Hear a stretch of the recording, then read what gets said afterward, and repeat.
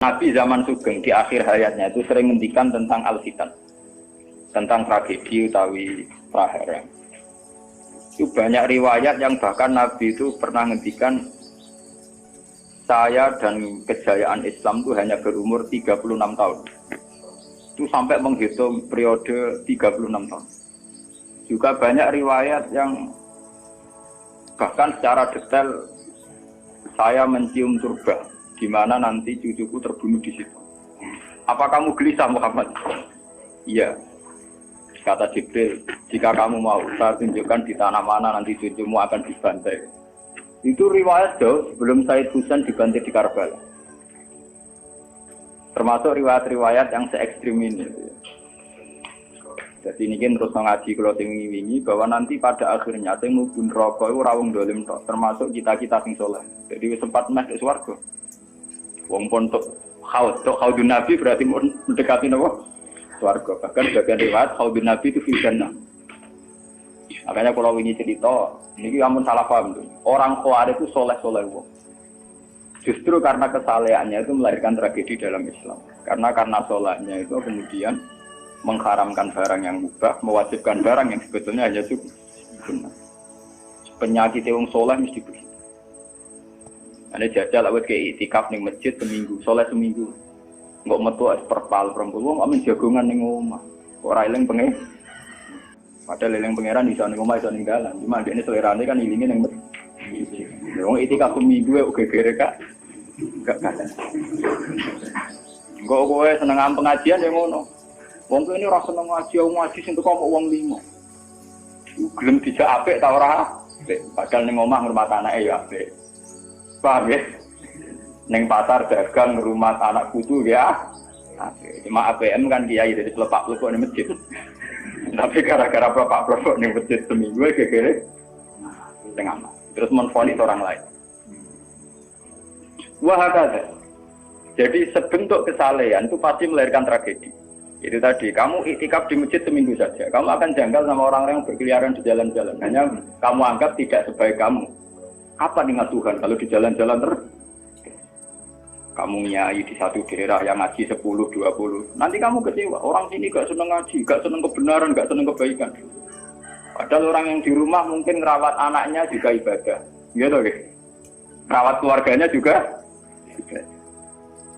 Hanya karena dia tidak ngaji sama kamu anggap tidak ibadah. Padahal di rumah juga ibadah dia.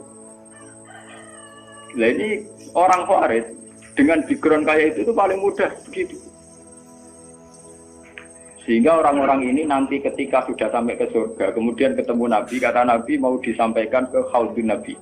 Dia mau sampai ke telaga Nabi. Tapi pas mau sampai ke telaga, terus Nabi diingatkan oleh Allah, Mas, mereka tidak layak masuk surga. Innahum qad ahdatsu ba'dak. Mereka bikin bid'ah setelah kamu. Tapi itu umatku ya Allah, saya kenal mereka kenal saya. Ya, tapi sukon itu harus dijauhkan dari surga. Dan ini kalau cerita, kenapa kesalehan melahirkan tragedi? Ini kalau cerita. Dalam semua sejarah dunia, selalu tragedi itu dimulai dari kesalehan. Ya, mun bener sing terlambat ben sampean ngaji sing. Semua tragedi dunia itu dimulai dari kesalehan. Paling enggak klaim kesalehan. Ya, paling enggak klaim apa? Kesalehan. Karena semua sebentuk kesalehan atas nama agama tentu langsung dikaitkan dengan Allah. Bertautan dengan hukum Allah. Kalau sudah kamu yakini itu hukum Allah, tentu kamu dengan mudah akan menghukumi kafir siapa saja yang menentang. Karena kamu anggap melecehkan hukum Allah. Akhir dari itu tentu kamu akan tahlilud dam. Nak ngono wong iku halal darah. Ini rungokno tenan. Karena setiap pelanggaran atas nama agama tentu dianggap melanggar hukum Allah. Jika orang yang mengklaim demikian kan mudah mengkafirkan orang lain karena dianggap wani pengerah. Paham ya? Nah, kalau sudah menvonis orang lain berani Tuhan, tentu darahnya dihalalkan. Kayak kasus kaum Khawarij. Sebetulnya saat Ali Muawiyah itu melakukan konflik atau terjadi konflik, saling bunuh, saling perang, kelompoknya Ali Muawiyah saling serang, itu kan tragedi duniawi biasa. Dalam hidup pasti ada gejolak, ada demonstrasi, ya, ada perebutan kekuasaan. Sebetulnya itu kan fenomena sosial biasa. Misalnya kiai drengki-drengkinan, maksud kiai drengkinan mbek bakul bakso kan gak. Bakul bakso drengki-drengkinane mbek bakul. Orang malah mbek bakul es rukun. Ndak bisa kamu logika panas musuhe adem, bakul bakso jejer bakul es rukun. Mergo bar mangan bakso tuku. Tapi bakul es padha ademe tukaran. Mergo saingan, iku nunjukno nek saingan sak jenis. Mulane kaya aku rada aman. Mergo sing nyaingi aku kudu alime sekali beraku aman. Paling wong saingi ade aku adir Mustafa. Padha kelas-kelas ringan kan musuhe ge kelas. Ora nek nak ngalim nulisan kaliber. Dadi rapati di musuh. Ada ngalime kaliber terus fasilitas biasa. Wong rapati nyucu, wong ya rapati hormati, wong ape drengki apaan?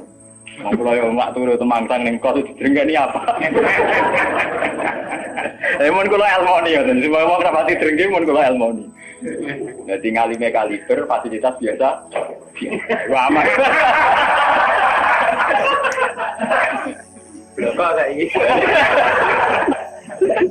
Aman, itu istihad. Jadi untuk menjaga keamanan.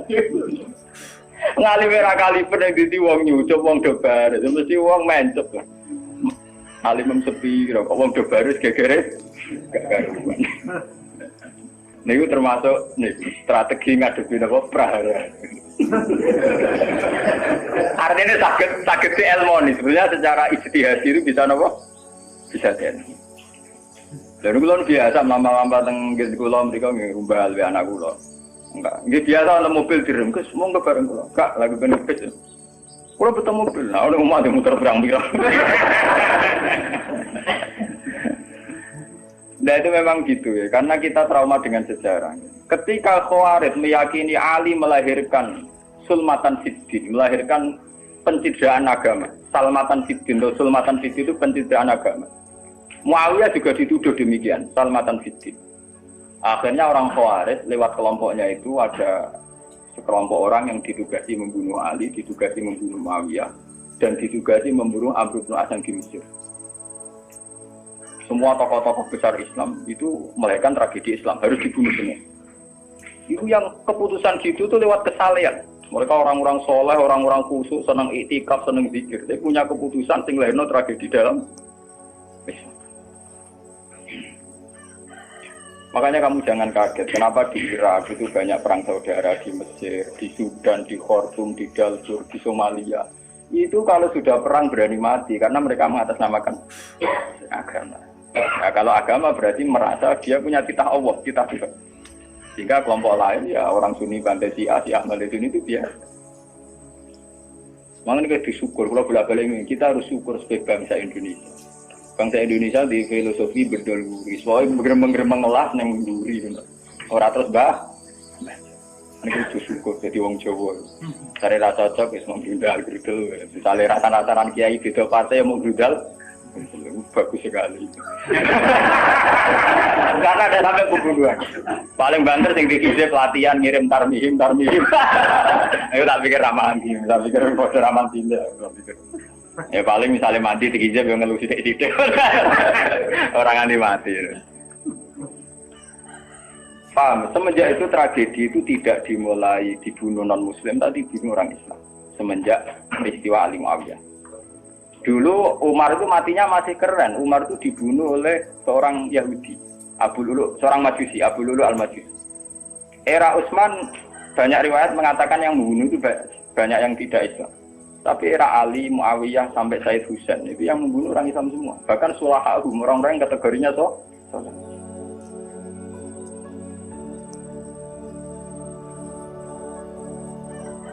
Wong soleh macam payah. Mbak Madin gue kenal lagu ngukumi wong murtad itu biasa. Karena daftar kemurtatan dalam kitab-kitab salaf itu terlalu banyak. Sama kalau ngaji sulam taubat, sulam safina itu berapa mudah, betapa mudah orang-orang masuk kategori nomor murtad.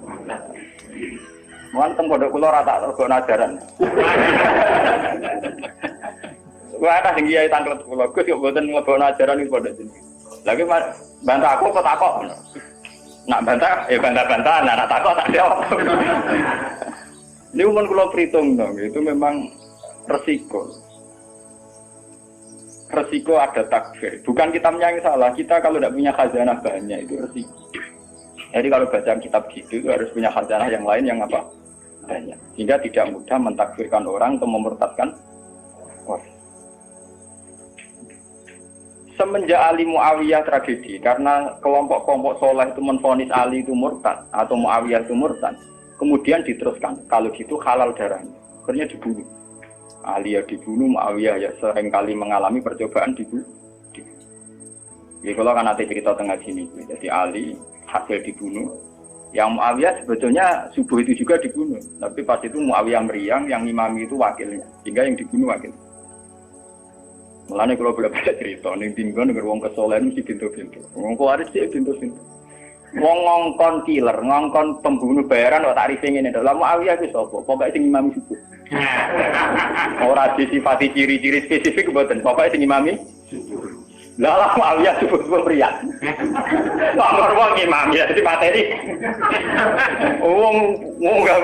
Wong apa jenenge? Apa itu istilahnya tugas-tugas yang super bahaya kok tarifnya pokoknya sing subuh. Wah kemproh. Wara ini sing piye kotak ta piye tanggone sing piye kok model polisi diseketat. Ora tarifnya pokoknya sing imami. Imami ya meriah. Nasibe apik. Jadi ora pembunuh profesional. Walhasil semenjak itu tragedi dimulai dari takfir. Setelah itu ada era Muawiyah punya anak Yazid. Yazid ada isu dia senang nyabu, senang ngeflek. Dia orang yang nakal saat jadi pemimpin. Orang Islam sholat tersinggung. Wong kok dipimpin wong dolim. Orang Islam ekstrem wong kok dipimpin wong ra sholat, wong ra bener kok mimpin wong bener. Akhirnya Madinah bergejolak. Madinah bergejolak ini kemudian banyak yang mervokasi Said Husain supaya ngambil alih kepemimpinan sinten. Sampai nak cerita ini tragedi kesalahan. Walhasil Said Husain akhirnya lewat bantuan orang-orang Kufah. Orang Kufah itu saat ini dari wilayah Irak. Ya. Jadi kayak Kufah, Asfahan, terus Nahawandi itu ikut wilayah Irak dulu. Ketika Irak pecah dengan Iran, ikut wilayah apa? Iran. Dulu yang situ semua itu namanya orang dulu kalau bilang itu Kufah sama Basra. Gitu, okay. Makanya kalau di kitab-kitab Nahwu semua kitab salah kalau bahasakan kawasan itu, kalau tidak kawasan Kufah ya apa? Sekarang di bahasa internasional lebih dikenal Irak semua. Tapi kalau dulu orang bilang itu Kufah, Basra, Nahawandu, Asbahan, Khurasan. Itu kan dan Rosamban. Orang-orang Kufah datang ke Madinah. Ya Husain, karena yang dituduh zalim, kita yang nanti di Kufah siap membeat jenengan jadi khalifah. Siap dukung jenengan jadi apa? Khalifah. Ini ku mengkudeta kepemimpinan ya. Said Husain sebagai orang senior, beliau konsultasi sama Sayyid Ibn Abbas. Ibn Abbas itu pernah paman, karena Ibn Abbas itu misananya Nabi. Ya, Ibn Abbas itu kan misananya sinten Nabi. Beliau itu sugeng nganti era Sayyid Husain ya. Ibn Abbas sugeng nganti era Sayyid Husain. Ketika Sayyid Husain konsultasi sama Ibn Abbas, dihentikan ini. Yabna ammi al-Kufah la tafi. Sopo sing ape dukung kowe? Tiang Kufah ya ammi. Wong Kufah atau jujur. Wong Kufah itu bulet gak welet. Al-Kufah la tafi. Wong Kufah nak janji atau nepat. Dulu kayak kawasan Kufah ini sampai kalau cerita sejarah bin zaman roh. Kan tiap daerah kan terkenalan dewe-dewe. Ono daerah terkenal Bedol Guri, ono daerah terkenal Badoan. Yo tenan ora tiap daerah kan terkenalan dewe-dewe. Yang repot terkenal Bedol Guri, ono terkenal kayak Madura Bado. Ono terkenal daerah, oh daerah kono medhit kabeh. Nah, kalau nang Sunda, wah wani wong lanang kan tiap daerah dia terkenalan sendiri-sendiri. Paham ya? Karena perilaku budaya orang mesti diciri. Nah, itu di era itu Kufah itu punya ciri khas al-Kufah la tafi. Wong Kufah mesti ora jujur. Tenang. Walhasil akhirnya Sayyid Husain minta maklum ya, minta supaya dimaklumi. Ya Ami, saya ini sudah bertekad untuk menuruti permintaan orang-orang Kufah. Jadi meskipun paman saya melarang, saya tetap berangkat. Kata Ibn Abbas, ya sudah kalau itu jadi keputusan kamu. Mulane Sayyid Husain terkenal Sayyid sing brengkel. Mulane kena dititeni.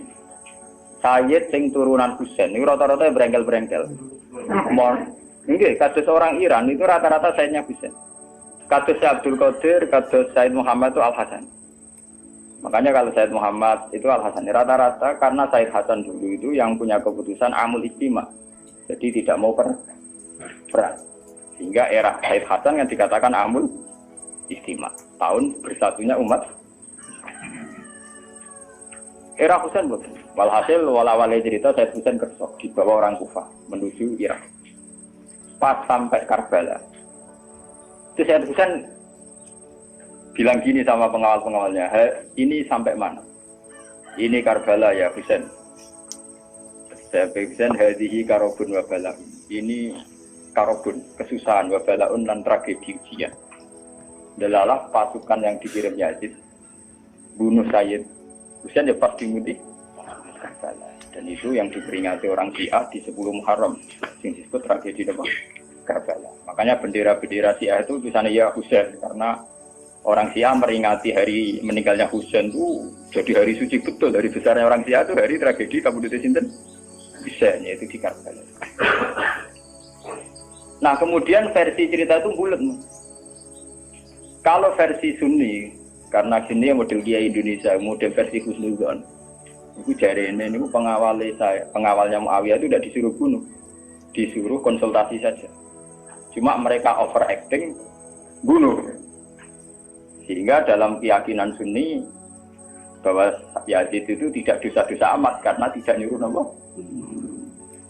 Tapi nak cara Syiah, nyatanya mata ini kok dikelah-kelah, mata ini ya mata.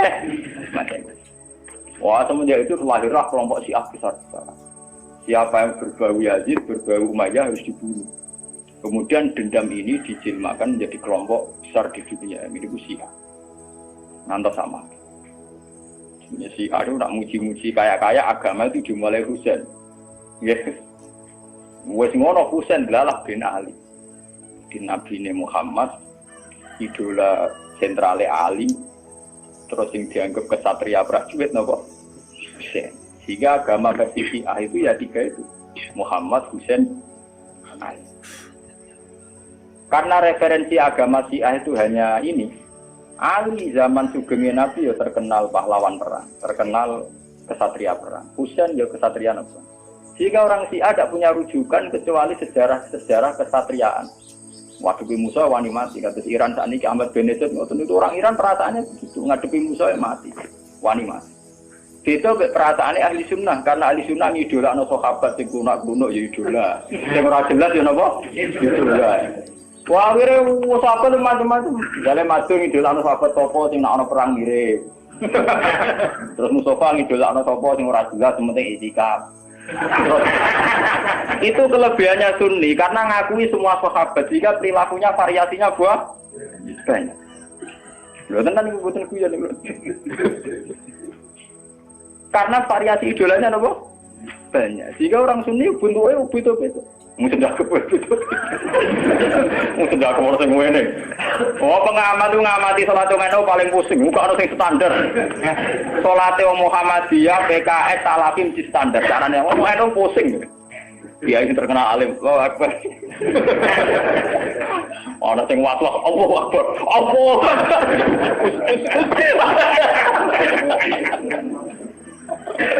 Oh, sendak kok ana sing ngene, ana sing ngene, ana sing santai.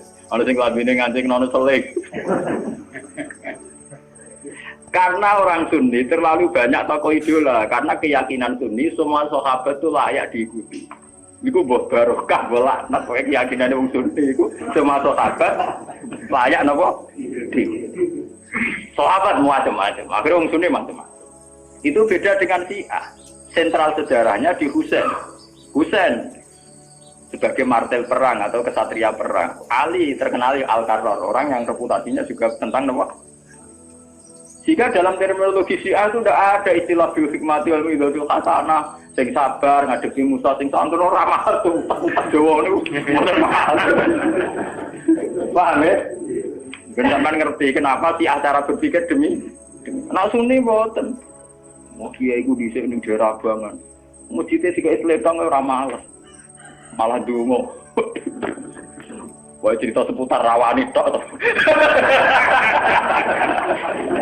Seputar sabar, seputar kawan. Jarang kok Kiai Sundi wani jotosan. Jadi sejarah. Dengan sabar. Sehingga dalam tradisi Sundi itu tidak ada revolusi. Sampai sekarang. Beda dengan di Syiah. Libanon pengikut Syiah, Syria ya Syiah. Iran juga Syiah. Meskipun Syiah sendiri punya variasi, kayak Syiah Imamiyah, Syiah Ismailiyah, Zaidiyah, dan sebagainya. Tapi trennya sama, tetap menjadikan Sayyid Husain sebagai sentral. Emang langsung TV kan nonton benderanya Syiah tulisannya apa? Ya apa? Ya Husain. Nah sampai idola kan buatan Husain.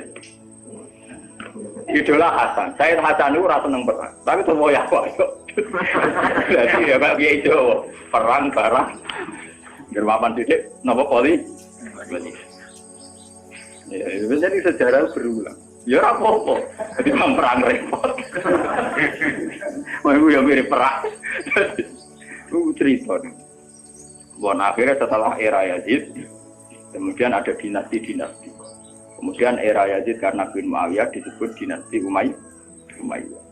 Orang-orang penggemar Husain karena Husain itu mendiriati Rasul melahirkan dinasti.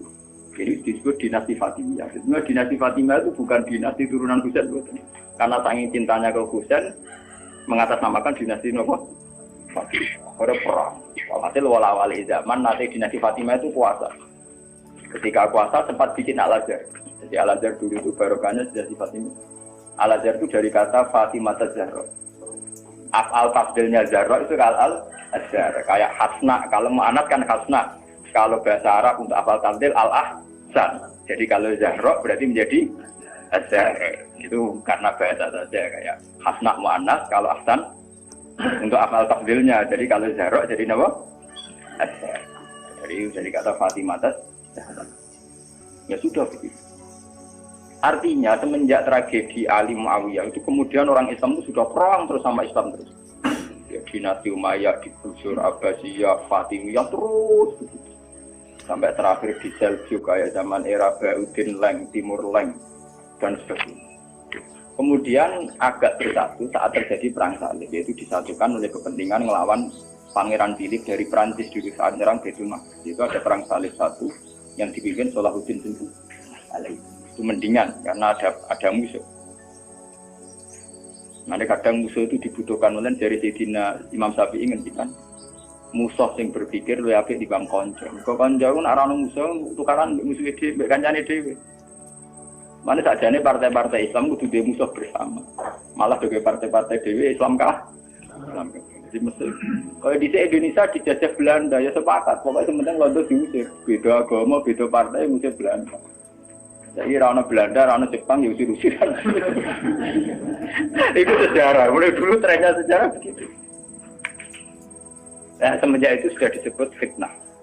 Kalau sudah fitnah itu la tusibanal ladzina dzalamu minkum. Yang kena tidak yang salah saja, yang soleh juga kena. Kalau fitnah itu sudah kena, sudah jatuh, pasti yang kena semua. Yang soleh juga ikut. Akhirnya orang-orang soleh itu banyak yang meninggal.